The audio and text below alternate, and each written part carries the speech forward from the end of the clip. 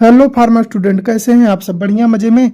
जैसा आप लोग को पता होगा, हम लोग पढ़ रहे हैं डी फार्मा फर्स्ट ईयर का फार्मास्यूटिक्स। और फार्मास्यूटिक्स हमने पिछली क्लास में चैप्टर नंबर 5 का पार्ट बी स्टार्ट किया था, जिसके बारे में हमने पढ़ लिया था पाउडर्स और ग्रेन्यूल्स के बारे में, जो पार्ट 1 में कंप्लीट हो चुका है।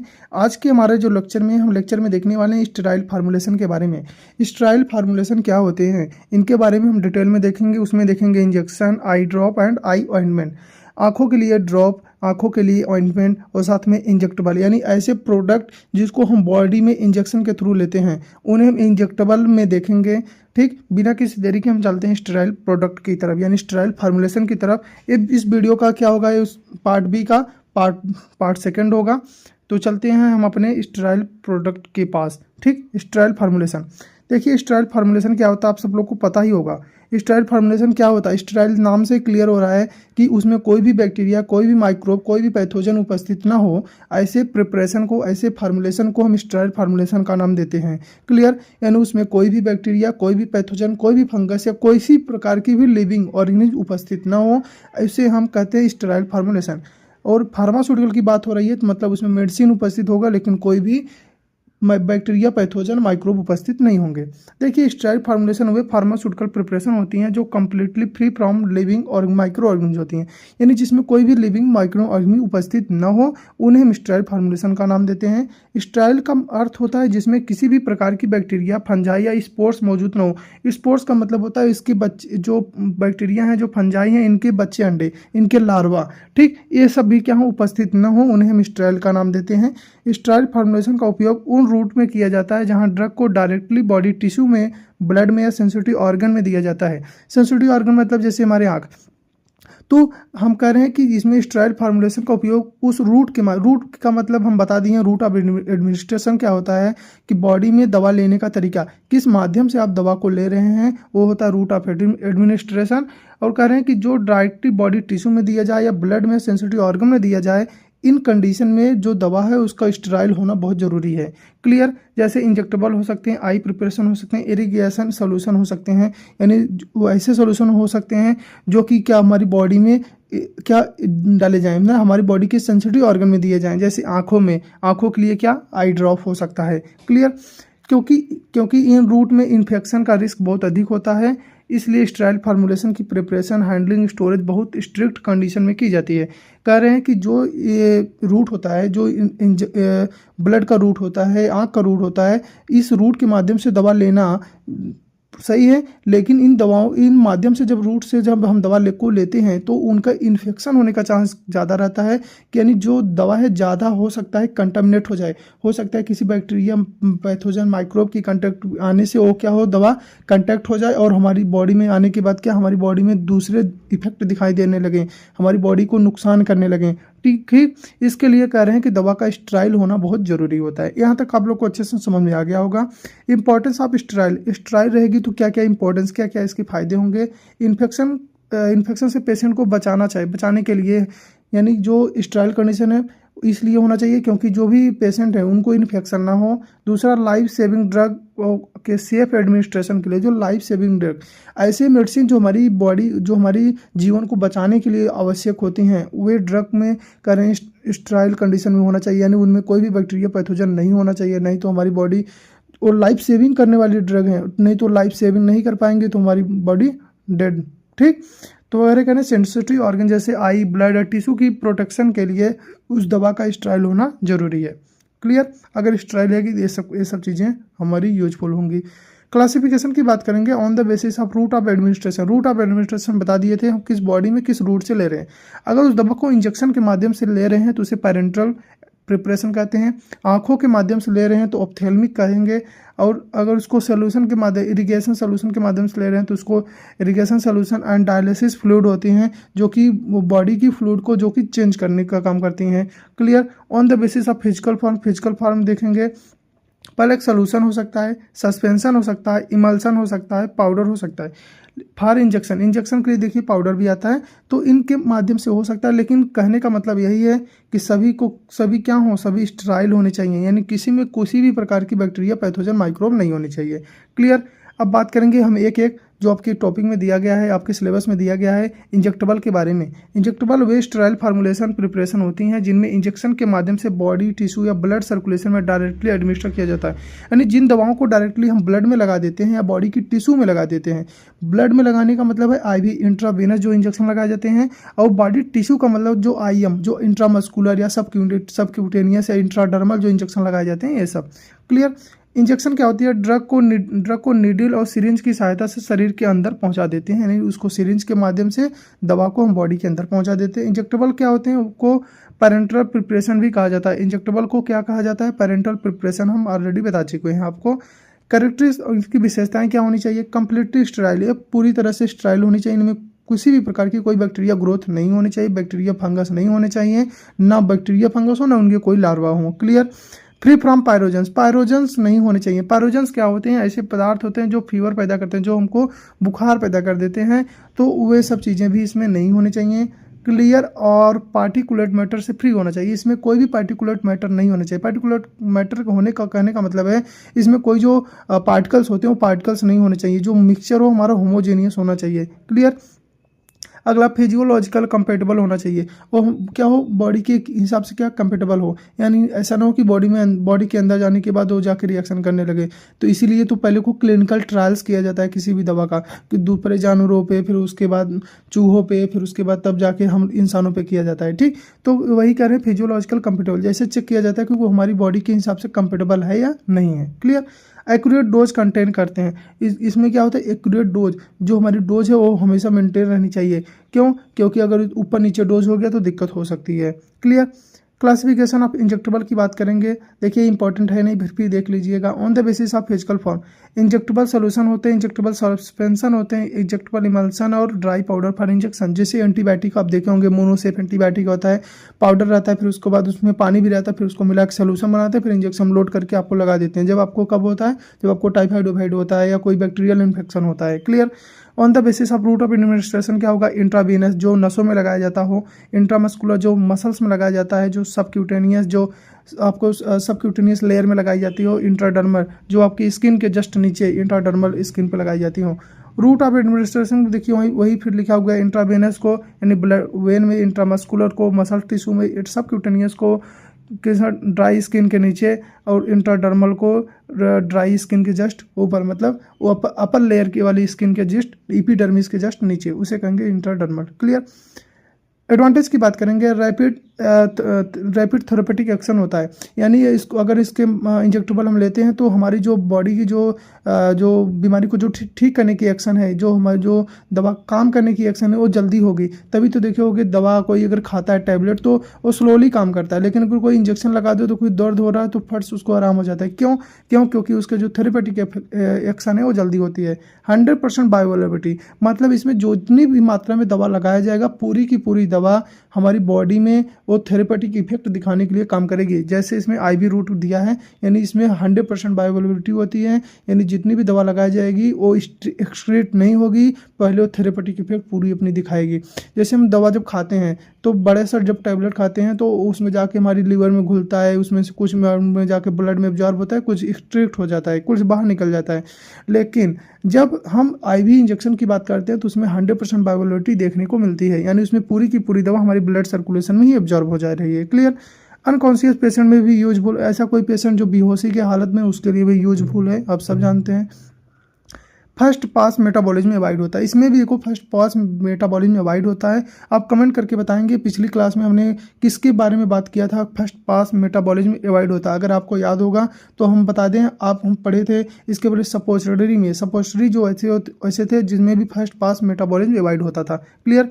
डिसएडवांटेज ऑफ इंजेक्टेबल, इसके डिसएडवांटेज क्या हैं, नुकसान क्या क्या हो सकते हैं। पेन और डिस्कम्फर्ट, अब भाई इंजेक्शन देख के हर कोई दर्द का अनुभव कर लेता है, उसको लगता है कि अब तो दर्द होगा ही, इंजेक्शन देखने के बाद डिस्कम्फर्ट हो जाता है, ठीक। इंजेक्शन इन्फेक्शन का रिस्क हो सकता है, आप जिस साइड पे लगा रहे हैं वहाँ पे इन्फेक्शन हो सकता है। क्यों? क्योंकि अगर प्रॉपर आप उसको यूज नहीं करें, प्रॉपर हैंडल नहीं करें इंजेक्शन को, तो इन्फेक्शन हो सकता है। अब आप मान लीजिए सिरिंज को जो नीडल है उस पर आप उसको हाथ से टच कर दिए तो हो सकता है उसके थ्रू आपके ब्लड में वो इन्फेक्शन घुस जाए, ठीक। तो कारण ट्रेंड पर्सन की ज़रूरत होगी, यानी हर कोई इंजेक्शन लगा नहीं सकता, जिसको लगाना आता हो वही लगा पाएगा। कॉस्टली डोजेज फॉर, ये थोड़ा महंगा पड़ता है, ये सब जानते हैं, इंजेक्शन थोड़ा महंगा पड़ेगा।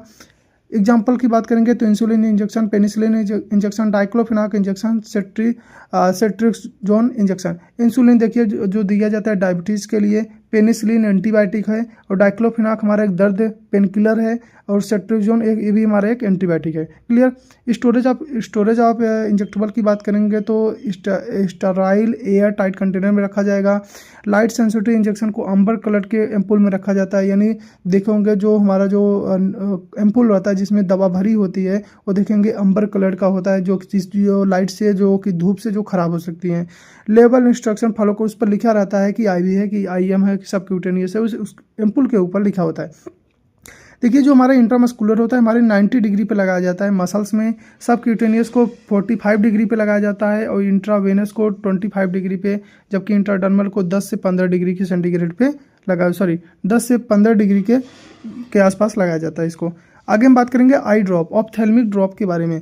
आई ड्रॉप वे स्टेराइल लिक्विड फार्मास्यूटिकल प्रिपरेशन है जिन्हें आँखों में यानी आई के लिए ड्रॉप के रूप में डाला जाता है। हम जानते हैं बूंद के रूप में, ड्रॉप के रूप में लिक्विड प्रिपरेशन है, आँखों के लिए इस्तेमाल करते हैं। आई ड्रॉप को ऑप्थेल्मिक प्रिपरेशन भी कहा जाता है। आई ड्रॉप को ही क्या कहा जाता है? Ophthalmic preparation. ये प्रिपरेशन लोकल एक्शन देने के लिए होती हैं, यानी जो आँखों में जो भी दिक्कत है उनके लिए होती हैं। ऐसा नहीं आपकी बॉडी में दूसरी कहीं जगह दिक्कत है तो आप आँखों से दवा डाल दे रहे हैं और वहाँ बॉडी में काम हो जाएगी, ऐसी नहीं।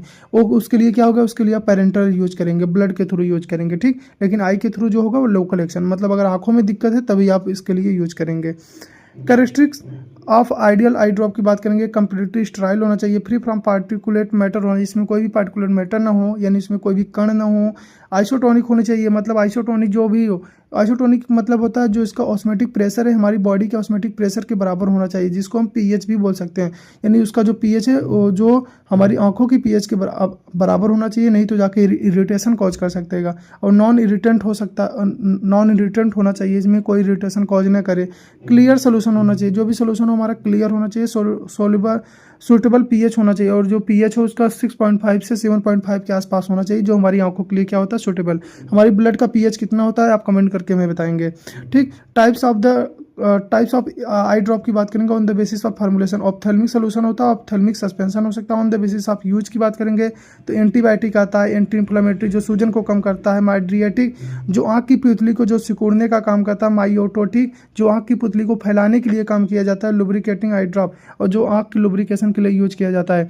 तो ये अलग अलग टाइप के आई ड्रॉप आते हैं। एग्जाम्पल की बात करेंगे जैसे सिप्रोफ्लेक्सिन आई ड्रॉप आप सब लोग देखे होंगे, जो आँख के एंटी बैक्टीरियल इन्फेक्शन के लिए आता है। क्लोरफेनिकोल आई ड्रॉप आता है, एट्रोपिन आई ड्रॉप आता है, आर्टिफिशियल टीयर आई ड्रॉप आता है। एडवांटेज की बात करेंगे, लोकल एक्शन देता है, रैपिड इफेक्ट जल्दी इफेक्ट देखा है, और सिस्टमेटिक साइड इफेक्ट बहुत कम, क्योंकि लोकल दे रहा है तो ब्लड में एब्जॉर्ब नहीं होगा तो सिस्टमेटिक साइड इफेक्ट कम देखने को मिलेगा। इजी एडमिनिस्ट्रेशन, इसको आसानी से एडमिनिस्ट्रेशन कर सकते हैं, आसानी से बॉडी में ले सकते हैं। एडवांटेज की बात करेंगे आई ड्रॉप के तो शॉर्ट कांटेक्ट टाइम, यानी कह रहे हैं कि बहुत कम समय के लिए क्या होगा, उस हमारी बॉडी से हमारी आंखों से कांटेक्ट में रहेगा, उसके बाद फिर ड्रेन हो जाएगा, फिर उसके बाद वहाँ से बह जाएगा। फ्रिक्वेंट डोजिंग, यानी इसको बार बार इसको डोजिंग करने की जरूरत पड़ेगी, यानी बार बार आपको आंखों में जो ड्रॉप होगा उसको डालना पड़ेगा। कंटामिनेटेड रिस्क, और इसको कंटामिनेशन का रिस्क भी रहेगा, यानी इसमें बैक्टीरियल माइक्रोब या कोई भी पैथोजन आके इसमें ग्रोथ कर जाएगा। क्यों? क्योंकि आपको बार बार इसको यूज कर रहे हैं, हो सकता है उसके निप को हाथ से आप टच कर दिए तो उसके कारण भी आपका कंटामिनेशन हो सकता है। इम्प्रॉपर यूज से इरिटेशन हो सकता है, अच्छी तरीके से अगर आप यूज नहीं कर रहे हैं तो आंखों में जलन महसूस हो सकती है। स्टोरेज की बात करेंगे तो स्टेराइल वेल क्लोज्ड कंटेनर में रखना है। लाइट सेंसिटिव ड्रग को अंबर कलर के बॉटल में रखा जाता है। यूज के बाद कैप को अच्छे से बंद करना है और एक्सपायरी डेट का ध्यान रखना है। ये है स्टोरेज। लेबलिंग की बात करेंगे तो उस पर लेबल हुआ रहता है ऑप्थेल्मिक यूज ओनली, यानी आंखों के यूज के लिए केवल है, और उस पर स्टोरेज के लिए इंस्ट्रक्शन दिए जाते हैं, एक्सपायरी डेट लिखा जाता है, इस सब पे वो सब चीज़ें उस पर लिखा होता है। देखिए इस पर मेथड 1 है यूज करने का। देखिए आपको बस क्या करना है, पुतली को यहाँ साइड से पकड़ना है, फिर ड्रॉप डाल देना है, ठीक। उसको आप आँखों की जो लेयर है इसको आप टच नहीं करेंगे, आपको जस्ट बस पुतली को पकड़ना है। देखिए जो आई ड्रॉप आते हैं कुछ इस साइड के होते हैं, इसमें देखिए लिखा होता है कंसिस्टेंस, इसका यूज कैसे है, इसमें देखिए डायरेक्शन लिखा होता है, ये सब चीज़ें इसमें होगा, इन्फॉर्मेशन होंगी, और वो इन्फॉर्मेशन आपको पढ़ना होगा, आपको पता चलेगा कैसे यूज किया जाएगा, ठीक। आगे बात करेंगे आई ऑइंटमेंट के बारे में। देखिए जो ड्रॉप होता है वो क्या होता है, लिक्विड होता है, और ऑइंटमेंट हम सब जानते हैं ऑइंटमेंट क्या होता है, सेमी सॉलिड होता है। ठीक, तो आई ऑइंटमेंट वे sterile semi solid ophthalmic preparation होती हैं जिन्हें क्या है, कंजक्टिवल सैक आपकी निचली परत के अंदर में लगाया जाता है, यानी इसमें क्या होता है, इसको लगाया जाता है आंखों में, और ये उस पर कुछ टाइम के लिए रुक जाती है। यानी सेमी सॉलिड ना पूरी सॉलिड है ना पूरी लिक्विड है। इनका मुख्य उद्देश्य एक प्रोलॉन्ग कंटेक्ट टाइम, यानी लंबे समय तक हमारी आंखों के ऊपर रुके रहें। क्यों? क्योंकि ये लिक्विड तो है नहीं जो बह जाएंगी, जो जो ड्रेन हो जाएंगी। ये क्या है, एक ऑइंटमेंट है। ऑइंटमेंट का मतलब हम समझते हैं अक्सर मलहम। ठीक, तो सेमी सॉलिड हैं तो हमारी आंखों की पुतली भी क्या है, कुछ टाइम तक रुके रहेंगे, यानी प्रोलॉन्ग कंटेक्ट टाइम बना के रखेंगे, जिससे जो भी इफेक्ट हो अच्छे से मिले और बार बार इसको लगाने की ज़रूरत ना पड़े।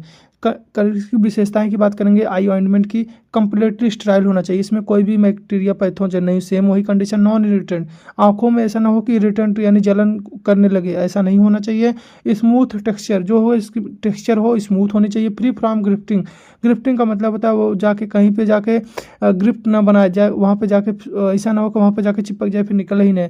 तो यूनिफॉर्म ड्रग डिस्ट्रीब्यूशन होनी, यानी उसमें जो ड्रग का डिस्ट्रीब्यूशन है वो यूनिफॉर्म होना चाहिए, एक समान होना चाहिए। आई टिश्यू के साथ कंफर्टेबल हो, हमारी जो आंखों की टिश्यू है जो उसके साथ क्या हो, कंफर्टेबल हो। ठीक, आई ointment based use in I ointment, यानी ऑइंटमेंट बेस्ड यूज किए जाते हैं किसके लिए, आई ऑइंटमेंट बनाने के लिए। ऑइंटमेंट बेस्ड क्या होते हैं इसके बारे में आपको पता ही होगा। देखिए आई ऑइंटमेंट में विशेष प्रकार के बेस का उपयोग किया जाए, जैसे वाइट पैराफिन होता है, लिक्विड पैराफिन होता है, वूल फैट जिसको लैनोलिन भी बोलते हैं, ये सब बेस होते हैं। यानी इनमें जो ड्रग होती है इन्हीं में मिक्स होती है, वाइट पैराफिन में, लिक्विड पैराफिन में या वूल फैट में, इनमें मिक्स होती है। और इसको फिर हम यूज करते हैं सेफ और नॉन इरिटेंट के लिए। क्यों? क्योंकि ये जो होती है हमारी बॉडी के, हमारी आंखों के लिए क्या होती है, कंफर्टेबल होती हैं, जो आके हमारी बॉडी को सेफ रखती हैं, और साथ में हमारी बॉडी में कोई भी, आंखों पर कोई भी जलन नहीं करती हैं। ठीक, तो वो दवाओं को इन बेसिस में मिलाया जाता है, बेस में मिला हुआ होता है, जिसके कारण हम उसको आसानी से यूज कर सकते हैं। यूज ऑफ आई ऑइंटमेंट की बात करेंगे तो आई में कोई इन्फेक्शन हो उसके लिए, जैसे बैक्टीरियल एलर्जिक इन्फेक्शन हो उसके लिए यूज करेंगे। इन्फ्लामेशन या सूजन हो, night time therapy, long action के लिए आप लगा के आंखों में सो जाइए रात भर। ठीक, ड्राई आई कंडीशन, आँख का सूखा होना, उसके लिए भी यूज किया जाता है आई ऑइंटमेंट का। एग्जाम्पल की बात करेंगे तो क्लोरफेनिकॉल आई ऑइंटमेंट होता है, टेट्रासाइक्लिन आई ऑइंटमेंट होता है, इरिथ्रोमाइसिन आई ऑइंटमेंट आता है मार्केट में। एडवांटेज की बात करेंगे तो लॉन्गर कंटेक्ट टाइम, लंबे समय तक वो क्या होता है हमारी आंखों से कंटेक्ट बना के रखती है। लेस फ्रिक्वेंट एप्लीकेशन, उसको बार बार लगाने की जरूरत नहीं होगी, यानी एक बार दो बार आप लगाएंगे, आप पूरे दिन भर में, पूरे रात भर में वो चल जाएगा। बेटर ड्रग रिटेंशन इन आई, वो क्या होगा, बेटर ड्रग मतलब वो हमारी आंखों में कुछ टाइम के लिए रिटेंशन रहेगा, ड्रग वहीं पे रुका रहेगा, ऐसा नहीं कि ड्रेन आउट होकर बाहर निकल जाएगा। सूटेबल फॉर नाइट यूज, आप रात में लगा के सो भी सकते हैं, ठीक, लंबे समय के लिए। डिसएडवांटेज की बात करेंगे तो टेम्पररी ब्लड विजन, ये क्या हो सकता है, कुछ जब आप आंखों में लगाएंगे तो कुछ टाइम के लिए आपको जो विजन है, जो आप कुछ देखना चाहते हैं वो आपको ब्लड नजर आएगा। ग्रेसी फीलिंग, आपको ऐसा लगेगा कि हमारी आंखों पे क्या हो, कुछ चिपका हुआ है। डे टाइम यूज में इनकन्वीनियंस, आप दिन में यूज करेंगे तो आपको इधर उधर देखना भी होगा, चलना भी होगा, तो दिन के लिए थोड़ा कन्वीनियंस नहीं है, दिन के लिए थोड़ा अच्छा नहीं है, आप रात में लगा के सो सकते हैं। स्टोरेज ऑफ आई ऑइंटमेंट की वही स्टेराइल एंड कोलेप्सिबल ट्यूब में रखना है, कूल एंड ड्राई प्लेस में रखना है। कैप को यूज करने के बाद यानी कैप को अच्छे से बंद करना है। लेबलिंग उस पर लिखा रहेगा आई ointment ophthalmic use only, storage instruction कैसे आपको स्टोर करके रखेंगे, एक्सपायरी डेट भी, ये सब चीज़ें भी लिखा रहेगा। देखिए क्लोरफेनिकॉल का देखिए आई ऑइंटमेंट आता है जो आंखों के लिए यूज किया जाता है। देखिए यहाँ पे लिखा हुआ आई ऑइंटमेंट, ठीक, और यहाँ पे लिखा है स्टेराइल, स्टेराइल मतलब उसमें कोई भी बैक्टीरिया पैथोजन नहीं है। ठीक, क्लियर। अब आगे हम बात करेंगे, इसमें देखेंगे क्या है हमारा इम्यूनोलॉजिकल प्रोडक्ट, इसको देखेंगे अपने थर्ड पार्ट में। तब तक लिए आप पढ़ते रहिए, और चैनल को अगर सब्सक्राइब नहीं किए, चैनल को सब्सक्राइब कर अपने दोस्तों के साथ जरूर शेयर करो, ठीक है। तब तक लिए पढ़ते रहो, और अगर कोई दिक्कत होता है तो आप हमको कमेंट करके बोल सकते हैं, बता सकते हैं कि सर हमको यहाँ पर समस्या हो रही है, तो हम आपकी हर एक कमेंट का जवाब देने की पूरी कोशिश करेंगे, और उसका पूरा आपका जो भी डाउट होगा वो क्लियर करेंगे, ठीक है।